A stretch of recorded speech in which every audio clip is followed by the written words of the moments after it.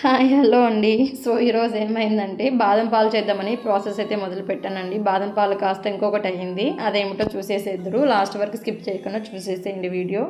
బాదం బాదం నానేసేసుకొని పీల్ చేసేసుకొని మిక్సీ జార్లో అయితే నేను ఇలా వేసేసుకుంటున్నానండి. కొద్దిగా వాటర్ కూడా యాడ్ చేసేసుకున్నాను. వాటర్ యాడ్ చేసేసి గ్రైండ్ చేసేసుకున్నాను.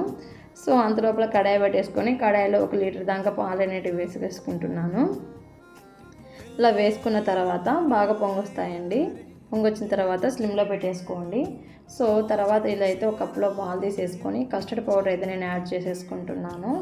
ఇలా 2 టేబుల్ స్పూన్ కస్టర్డ్ పౌడర్ని అయితే నేను పాలల్లోకి తీసేసుకొని ఉండలు లేకుండా నీట్గా అయితే నేను బాగా మిక్స్ చేసేసుకుంటున్నాను. చూసేసారు కదా వీటిలో చూపించినట్లుగా. సో పాలు బాగా మరుగుతూ ఉన్నాయండి, కొద్దిగా పొంగొస్తూ ఉన్నాయి. బాగా ఒకసారి మళ్ళీ నేను తిప్పుకున్నాను. చిక్కబడాలి, మీగడ అయితే కట్టకూడదు, మీగడ కడితే బాగుండదు. సో దాని తర్వాత ఇలా కొద్దిగా షుగర్ అనేది యాడ్ చేసేసుకున్నాను.